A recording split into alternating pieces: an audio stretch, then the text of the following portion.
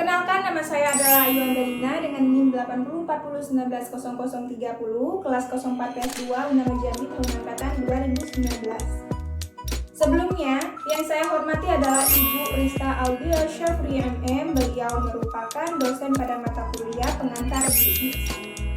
Nah, pada kali ini saya akan membuat sebuah video mengenai bisnis, di mana bisnis yang akan saya bahas yakni bisnis mabel.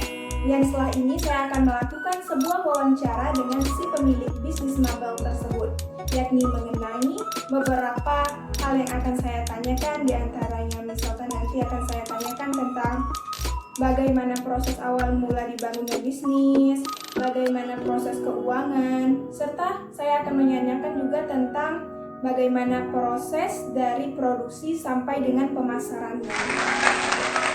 Nah, hal ini saya lakukan guna mendapatkan sebuah informasi serta mengumpulkan informasi untuk disampaikan pada video ini.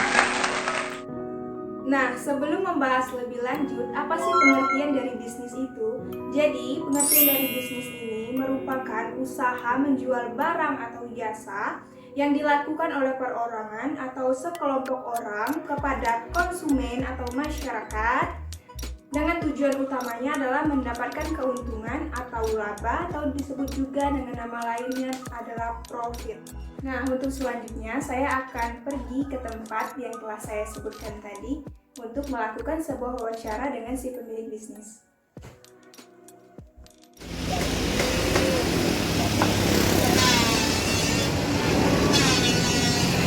Mabel atau furnitur adalah perlengkapan rumah atau kebutuhan di dalam suatu ruangan, seperti meja, kursi, dan lemari.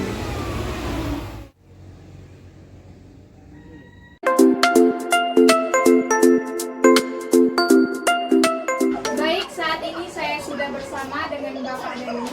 Beliau merupakan si pemilik usaha bisnis mabel dan beliau juga sudah menyetujui untuk saya wawancarai.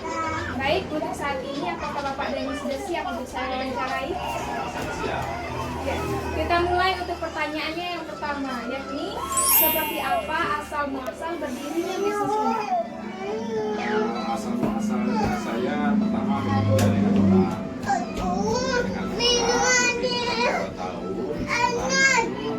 Dan bekerja di bebel. Saya bekerja di jualan, macam-macam jualan. Setelah itu saya kembali ke bebel. Selanjutnya saya mencoba untuk membangun bebel dengan dana masih ada dengan adanya. Tetapi seperti saya tahu bahwa sekitar 70% alat-alat yang saya miliki itu sudah ada di tangan saya dan tinggal modal awal untuk membeli yang lain seperti bahan baku, kayu, dasar paku, dan cat segala macamnya. Namun waktu itu saya baru bekerja sendiri. Ya. Baiklah, kita mulai dengan pertanyaannya yang kedua, yakni tentang berapakah modal awal Bapak dalam membangun bisnis mabel ini? Kalau modal awalnya di ujung di tahun 2015 itu modal awal saya itu 70.000.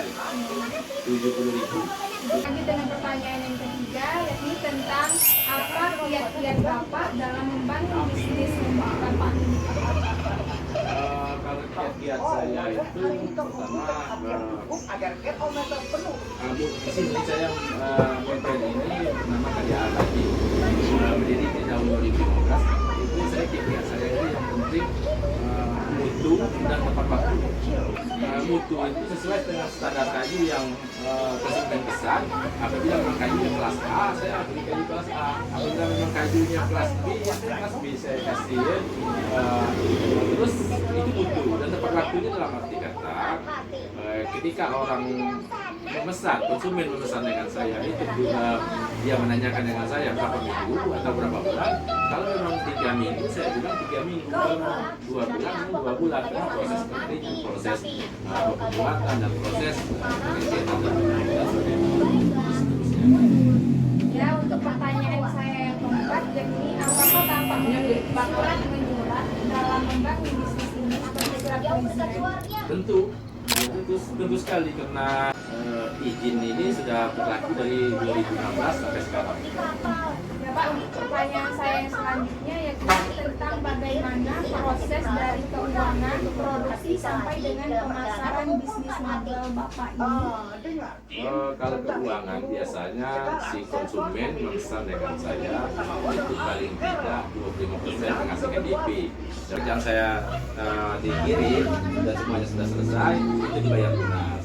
Terus proses pekerjaannya, produksinya, pertama kita kayu yang ambil di sawmill di pabrik, itu kan kayunya basah mbak, kayu. Jadi lagi itu kan perlu dikeringkan dulu, dikeringkan, dijemur, ditaruh di tempat yang panas sekitar 2 minggu. Setelah itu baru bisa untuk diproduksi seperti bikin lemari, bikin kursi, bikin meja, bikin pintu dan bikin set. Untuk proses yang selanjutnya Pak, untuk pemasarannya? Pemasarannya saya juga melakukan sistem melalui media HP ini WA. Tapi yang konsumen yang lama itu kan sudah tahu kenapa dia sudah datang sendiri ke sini. Setelah itu saya juga kadang-kadang nanyain teman-teman dekat dengan kontraktor, dengan teman-teman kerja di bangunan, kalau ada yang perlu kusen, perlu pintu, mereka membeli saya. Baik, untuk pertanyaan saya yang terakhir yang ini tentang apa suka duka Bapak yang pernah Bapak alami selama berbisnis model? Sukanya kalau selama berdiri dari tahun 2015 ke 2020 sudah berjalan 5 tahun Mbak Julia, itu sukanya sih banyak gitu. Pertama terkadang kita sudah bikin, sudah kirim barang kadang-kadang kan dibayar orang, itu sukanya kan. Sukanya sih ya kadang-kadang kan kita pekerjaan kita belum selesai, kadang dibayar orang lunas, itu suka bagi saya kan. Terus sewaktu cuaca musim hujan itu buka bagi saya karena tempat ini kecil, karena tempat mebel ini kayak begini kan, jadi airnya numpah di sini semua. Nah itu terus suka saya ya, kan saya suka Baik Pak, terima kasih banyak untuk partisipasinya, sudah mau saya wawancarai serta menjawab dengan jawaban yang baik. Saya ucapkan terima kasih. Terima kasih. Jadi, dapat disimpulkan bahwa dalam membangun sebuah bisnis itu tidak selalu dimulai dengan modal yang besar. Akan tetapi, hal utama yang dibutuhkan adalah sebuah tekad, kemauan, kesabaran, ketekunan, dan juga kemampuan dari seseorang yang akan membangun serta membuka suatu bisnis. Selanjutnya adalah proses keuangan. Untuk proses keuangan, seorang pebisnis harus mencatat pemasukan serta pengeluaran mereka dengan cara manual ataupun digital agar tidak terjadi hal-hal yang tidak diinginkan. Selanjutnya adalah proses produksi.